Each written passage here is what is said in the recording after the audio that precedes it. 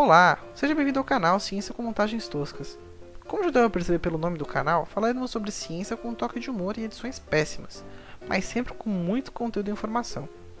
O tema de hoje será sobre pragas nas lavouras, mais específico sobre a mariposa do café e a sua resistência a compostos organofosforados. Mas sem mais enrolação, vamos pro vídeo. Mundialmente, historicamente conhecido pelo seu café, o Brasil é um produtor relevante de referência no mercado, gerando capital desde a segunda metade do século XIX até hoje. O café foi importante para recuperar a economia brasileira na época da expansão cafeeira, que estava quebrada, e foi essencial também para a futura industrialização do país. Podemos ver como ele é importante analisando nossa realidade nos dias de hoje. E por incrível que pareça, somos o único país que diz café da tarde, café da manhã, vamos sair para tomar um cafezinho. Você gostando ou não do café, ele sempre estará presente na sua rotina do dia a dia. Porém, como você já deve ter imaginado, devido à grande produção de café no país, a ocorrência de pragas agrícolas também é muito comum. E para combater elas, agricultores e latifundiários usam e abusam de agrotóxicos. O Brasil possui a segunda maior frota de aviação agrícola do mundo, e a gente também consome cerca de 20% de todo agrotóxico utilizado no mundo. Agrotóxicos esses muitas vezes banidos em outros países por terem efeitos nocivos indesejados aos seres vivos. Tipo câncer, sabe? Mas não conta pra ninguém não. Mas antes de continuarmos, é importante a gente definir o que é praga. Quando a gente pensa em praga, sempre vem em mente aquelas pragas do Egito, sabe? Aquelas da Bíblia, essas mesmo. Ou aquele seu sobrinho, filho da... que sempre vai na sua casa e fica gritando, mexendo nas suas coisas. Ou aquela sogrinha gente boa, manja. Mas o conceito oficial de praga mesmo é estabelecido pela FAO como sendo qualquer espécie, raça ou biótipo de vegetal, animal ou agente patogênico nocivo aos vegetais ou produtos vegetais. Traduzindo, mais ou menos, é um surto de espécie nociva, seja ela animal, planta ou qualquer outra forma de vida, que atrapalha o desenvolvimento das lavouras, que perturbam ecossistemas, destroem propriedades humanas ou provocam doenças epidêmicas ao ser humano ou em outro animal qualquer. Pragas estão quase sempre relacionadas à superpopulação, em função de desequilíbrios ecológicos, causados em sua maioria esmagadora por nada mais nada menos que nós, os brilhantes seres humanos. Mas enfim, mesmo com trocentas formas de combate às pragas, o aumento da resistência a inseticidas tem feito a vida de quem produz café bem triste, isso em diferentes partes do mundo. Um dos motivos para o aumento dessa resistência é o uso indiscriminado, para não dizer todo cagado, desses agroquímicos sem rigor e em excesso. Uma das maiores preocupações relacionadas a esse mau uso é com um bichinho que, se você olhar, nunca vai dizer que ele pode causar milhões de dólares como prejuízo todo ano. A espécie em questão é a mariposa do café, Leucoptera coffela, conhecida popularmente como bicho mineiro. A mariposa pertence à família Leonetidae, não sei falar esse nome, muito difícil, vai estar na tela aí você vê. E é encontrado em todos os países em que o café é plantado, como na América do Sul, Central e no Caribe. Os adultos em geral possuem a cor prateada, e sua envergadura chega a aproximadamente 6,5 mm. Se vamos comparar com a altura média do ser humano, a mariposinha consegue ser 250 vezes menor do que nós. Ela é bem pequenininha. Se formos levar agora em conta apenas o impacto que ela causa, sem levar em conta as outras pragas, como por exemplo a ferrugem, ela pode reduzir até 72% da produtividade do café.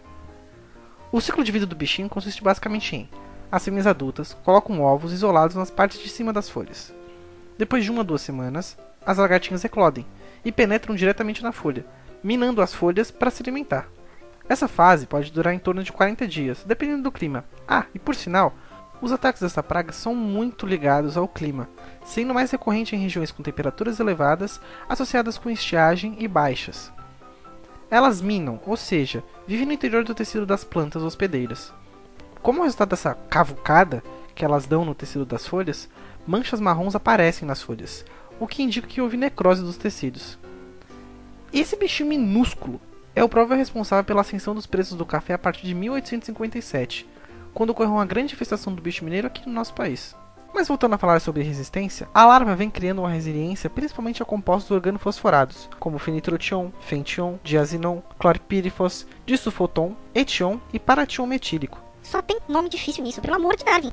E um fato importante é que o uso de inseticidas também ajuda na ocorrência descontrolada dessa praga, pois eles interferem no equilíbrio de inimigos naturais do bicho mineiro, além de adubações suficientes interferirem também por deixar as plantas mais sensíveis aos ataques, e espaçamentos mais largos também, pois propiciam a maior circulação de ar, sendo o vento um fator de disseminação dessa praga, por conta da facilidade de migração dos bichinhos. As razões principais pelas quais elas conseguem ter essa resiliência é o ciclo de reprodução rápido delas, Para você ter uma noção, elas podem gerar até 10 gerações em um único ano. E você achando que tem fogo no rabo, sabe de nada, inocente. Além disso, a migração de populações existentes também é fator-chave, sendo essa já citada anteriormente quando falamos sobre a facilidade de dispersão da mariposa. E por fim, a frequência de aplicação de inseticidas, a falta ou excesso de frequência no caso.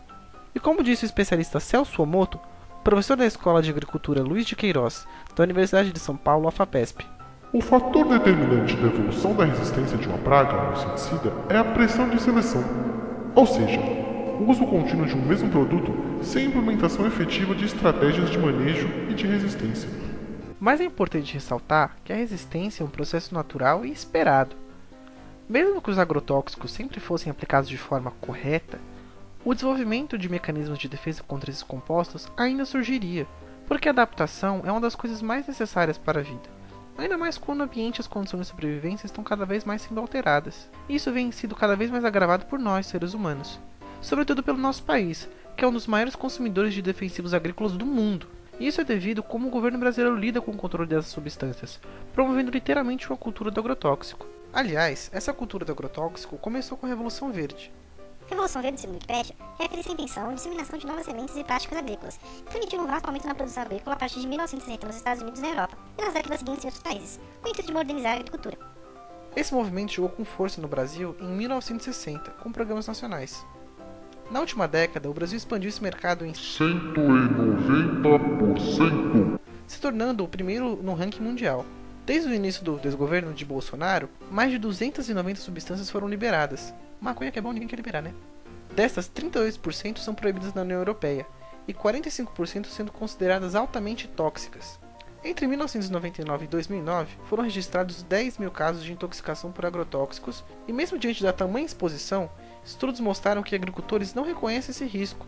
Existe uma escassez de práticas de segurança e saúde. Em países em que o clima possibilita o cultivo o ano todo, o problema se intensifica, pois se acelera o processo de seleção e adaptação dos insetos.